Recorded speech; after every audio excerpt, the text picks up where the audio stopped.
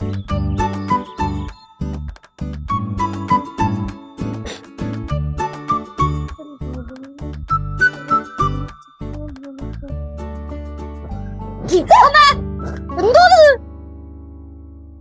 നിലച്ചു അത്? ആ ഫോണും കൈവച്ചോണ്ട് വന്നു കഴിഞ്ഞാ പിന്നെ ചുറ്റുള്ള ഒന്നും കാണത്തില്ലല്ലോ. അമ്മമ്മയാണ് ഞാൻ വിചാരിച്ച അലക്കാനുള്ള തുണി ഇട്ടേക്കണേ ആയിരിക്കും. എന്നാണ് പൊതച്ചു കൂടിയൊക്കെ ഇരിക്കണേ. എനിക്ക് ഇങ്ങനെ ഇരിക്കാൻ തോന്നി അതുകൊണ്ടിരുന്നു. എന്തു പറ്റി? വയ്യേ? പനിയുണ്ടോ?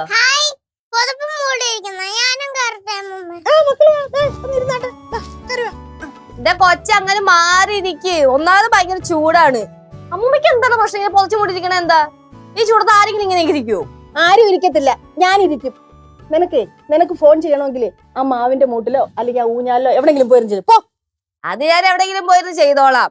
അമ്മൂമ്മയ്ക്ക് എന്തെങ്കിലും പ്രശ്നം ഉണ്ടെങ്കിൽ അത് പറയാം അമ്മൂമ്മ. അല്ലെങ്കിൽ ആ ബാസ്യങ്ങൾ തന്നെ വന്നപ്പോ അമ്മൂമ്മ കിടക്കണോണ്ടിട്ട് എന്തൊക്കെ പറഞ്ഞു? അല്ല ലച്ചു, നിനക്കെന്താ കുഴപ്പം? എനിക്ക് കുഴപ്പമൊന്നുമില്ല. എന്നാ നിന്റെ ജോലി നോക്കി പോ.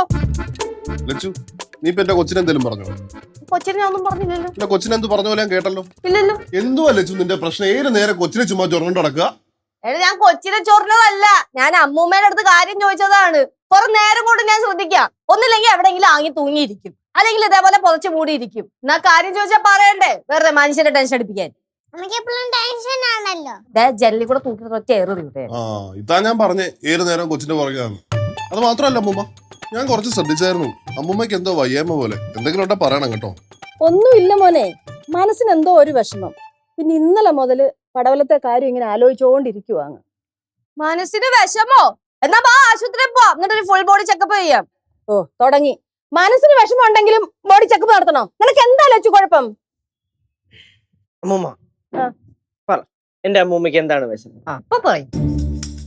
അമ്മൂമ്മയെ കൊണ്ട് നമ്മളെല്ലാരും കൂടെ പടലത്ത് പോയി കഴിഞ്ഞാൽ അമ്മൂടെ വിഷമം എല്ലാം പടലത്ത് പോയി അതേപോലെ നല്ല രസമൊക്കെ ആയിരിക്കും. അമ്മൂമ്മ പറഞ്ഞാ പോവാ.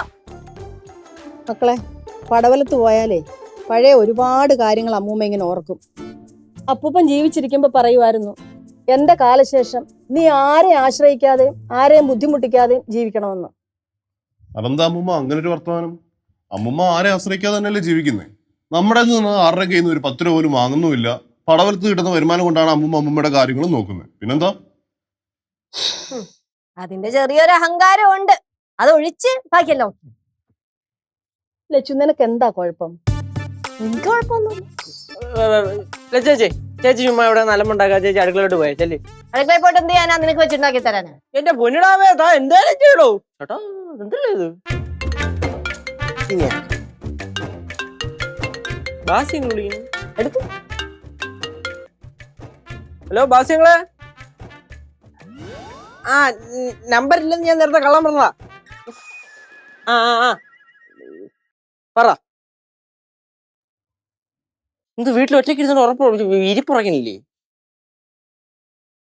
എന്നാ പറ്റേ കാര്യം ചെയ്യ്, ആ തുണിയെല്ലാം കെട്ടിപ്പിടിച്ചിരി.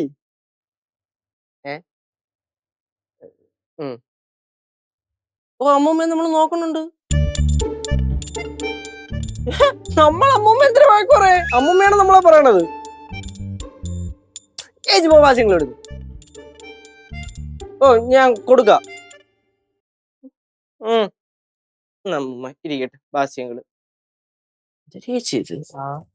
എന്താടാ ഭാസി? ഇല്ല, എനിക്ക് കുഴപ്പമൊന്നുമില്ല. അത് ഞാൻ നേരത്തെ പറഞ്ഞായിരുന്നല്ലോ. മനസ്സിന് എന്തോ ഒരു വിഷമം,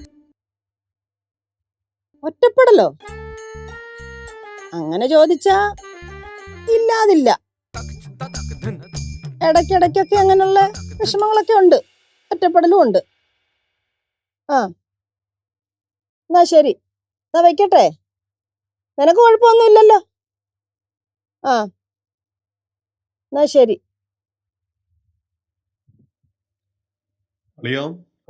ബാസ്യങ്ങൾ എന്താടാ പറഞ്ഞേ? ബാസ്യങ്ങൾ പറഞ്ഞ് നമ്മൾ അമ്മൂമ്മയെ നോക്കണമെന്ന്.